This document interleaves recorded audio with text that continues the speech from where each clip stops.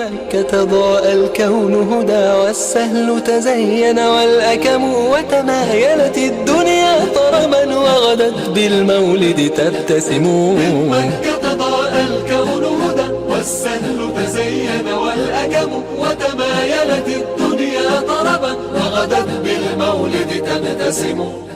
السلام علیکم ورحمۃ اللہ وبرکاتہ۔ اس لیکچر میں ہم انشاءاللہ مدات پڑھیں گے۔ مد کیا ہوتا ہے؟ آواز کو لمبا کرنا۔ اور آواز لمبی ہم کہاں پر کر رہے ہیں؟ حروف مدہ پر۔ ہم نے پڑھا تھا کہ حروف مدہ کون سے ہیں؟ الف، واو ساکن اور یا ساکن۔ یعنی کہ اس لیکچر میں ہم یہ پڑھیں گے کہ قرآن میں کہاں کہاں پر ہم نے اپنی آواز کو لمبا کرنا ہے۔ اچھا، مدات بیسیکلی دو طرح کی ہوتی ہیں، مد اصلی اور مد فرعی۔ مد اصلی وہ ہے جس میں کوئی ایکسٹرا وجہ کی موجودگی ضروری نہ ہو۔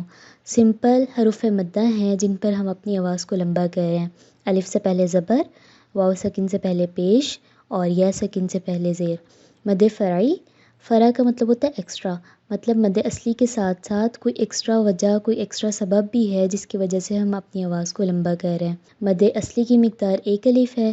ہم نے پہلے پڑھا تھا کہ ایک الف کی مقدار اتنی ہوتی ہے کہ ایک انگلی کو کھول کے بند کرنے میں جتنا ٹائم لگتا ہے، اور مد فرعی کی مقدار 2 سے 5 الف، کیونکہ ہمارے پاس یہاں پر مد اصلی کے ساتھ ساتھ کوئی ایکسٹرا سبب بھی آ رہا ہے جس کی وجہ سے اس کی مقدار بھی مد اصلی سے زیادہ ہے۔ آگے مد اصلی اور مد فرعی، ان دونوں کی بھی فردر ٹائپس ہیں، ہم ایک ایک کر کے سب کو ڈسکس کریں گے انشاءاللہ۔ سب سے پہلے ہم مد اصلی کی اقسام پڑھیں گے، اور ہم نے مد اصلی کی مقدار دیکھی تھی کہ ایک الف جتنا لمبا کرتے ہیں۔ فرسٹ ٹائپ ہے مد عوض۔ مد عوض میں کیا ہوتا ہے کہ جب زبر کی تنوین پر رکیں تو ایک زبر پڑھتے ہیں اور ایک زبر کی جگہ پر الف لگا دیتے ہیں، جیسے رحیمن، 2 زبر کی تنوین تھی، ہم نے ایک زبر پڑھی اور ایک زبر کی جگہ الف لگا دیا، جیسے رحیمہ۔ اور اس کی مقدار ہم نے مد اصلی کی مقدار پڑھا ہے نا کہ ایک الف ہوتی ہے، تو رحیمہ، ایک زبر پڑھی اور ایک زبر کی جگہ پر الف لگا دیا۔ دوسری ٹائپ ہے مد بدل۔ 2 حمزہ تھے، دوسرے حمزہ کو ہم نے حروف مدہ سے بدل دیا، بدل رہے ہیں نا اس میں، جیسے اَمَنُو، دوسرے حمزہ کو ہم نے الف سے بدل دیا، آمنو۔ ایمان، دوسرے حمزہ کو ہم نے یا ساکن سے بدل دیا، ایمان۔ اُؤْتُو، دوسرے حمزہ کو ہم نے واو ساکن سے بدل دیا، اوتو۔ اور ان سب کی مقدار جو ہے وہ ایک الف ہے، ایک انگلی کو کھول کے بند کرنے میں جتنا ٹائم لگتا ہے۔ مد تمکین، اگر کسی کلمہ میں 2 دفعہ یا جمع ہو، پہلی یا ساکن ہو اور دوسری یا کے نیچے زیر ہو تو ان کو ملا دیں گے، اور کیسے پڑھیں گے؟ النبیین، نون کے اوپر تشدید ہے تو وہ والا غنہ بھی ہے، اور یین، ایک الف جتنا ہم نے لمبا کیا، النبیین۔ مد اصلی کی مقدار ایک الف ہے نا، تو ایک الف جتنا لمبا کریں گے۔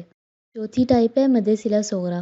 اس کی 2 صورتیں ہیں، ہائے ضمیر سے پہلے اور بعد والا حرف متحرک ہو تو مد ہوگی۔ ہائے ضمیر ہوتا ہے جیسے انگلش میں پروناؤن ہوتا ہے نا، تو عربی میں ہائے ضمیر ہوتا ہے، اس سے پہلے اور بعد والا حرف متحرک ہو۔ متحرک کا مطلب کہ زبر، زیر یا پیش میں سے کچھ بھی ہو نا اس حرف پہ تو مد ہوگی۔ جیسے یہ ہمارے پاس ہائے ضمیر ہے اور اس سے پہلے اور بعد والے حرف کے اوپر زبر، زیر یا پیش میں سے کچھ بھی ہے تو ہم مد کریں گے۔ اور مد کی مقدار ہم نے پڑھا کہ مد اصلی کی مقدار کیا ہوتی ہے؟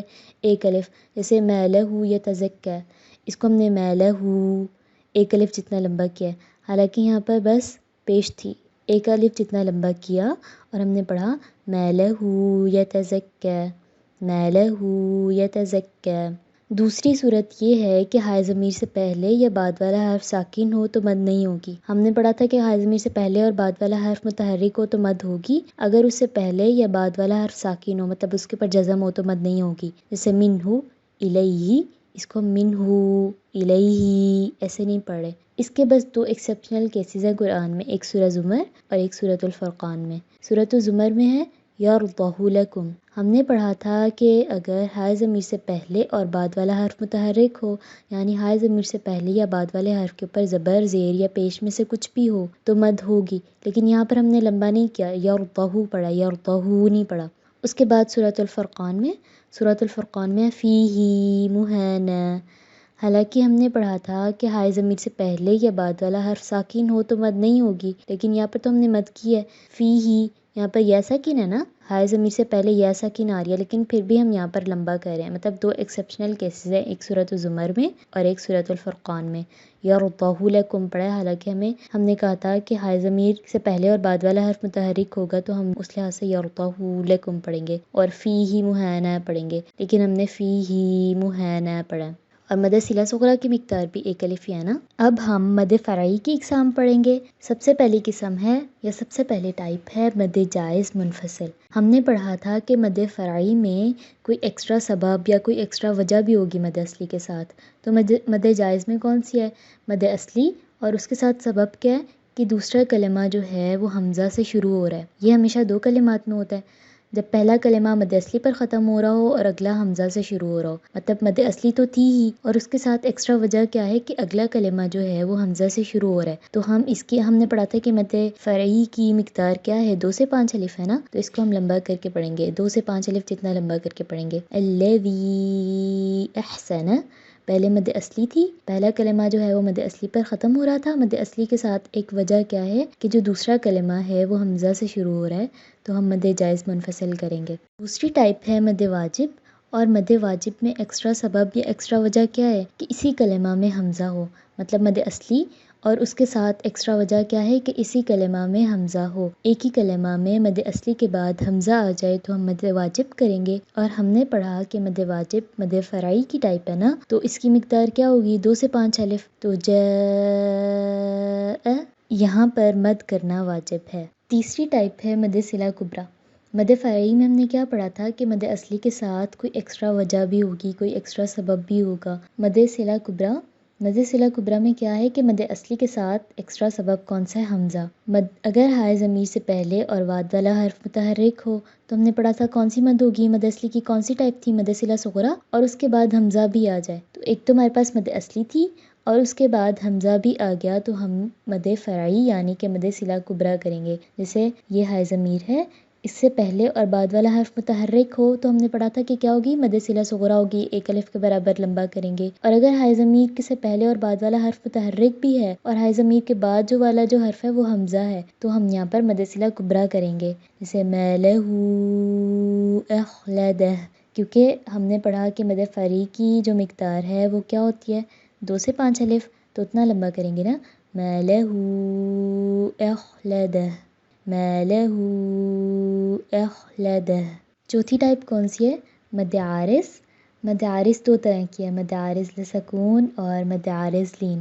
جب حروف مدہ کے بعد وقف کرنے کی وجہ سے آخری حرف ساکن کریں گے تو مد کریں گے. جیسے ہمارے پاس اس میں ہم نے پڑھا کہ مد فرعی میں مد اصلی کے ساتھ ایکسٹرا وجہ بھی آنی ہے. ایک مد اصلی تھی اور اس کے اندر سبب کیا آ گیا کہ ہم وقف کرنے کی وجہ سے آخری حرف کو ساکن کریں. جیسے مد اصلی آ رہی ہے نا یہاں پر، یا ساکن سے پہلے زیر، ہم نے پڑھا مد اصلی ہے.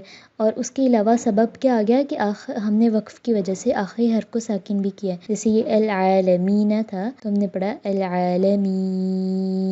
اور رسول، یہاں پر مد اصلی ہے نا، واو ساکن سے پہلے پیش، رسول، اس پہ ہم نے وقف کیا تو ہم نے پڑھا رسول.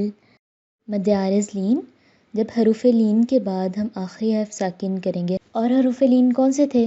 واو ساکن یا یہ ساکن سے پہلے زبر ہو. اور یہاں پر ہمارے پاس سبب کیا ہے؟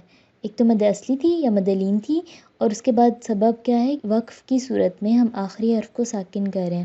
جیسے یوم، تو اس کو ہم نے پڑھا یوم. خوف، خوف. لیکن قاری حضرات کہتے ہیں کہ مد عارض لین میں کم لمبا کرنا زیادہ پسندیدہ ہے نسبتاً اس کے کہ ہم 2 سے 5 الف جتنا لمبا کریں. تو العالمین، رسول، یوم، خوف.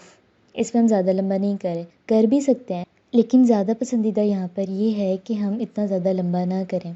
الكلم بمديح الهادي تنتظم، ضاءت بالمختار الظلم، وحلا في مولده النغم. هذا الدر وهذه الكلم بمديح الهادي تنتظم، ضاءت بالمختار الظلم، وحلا في مولده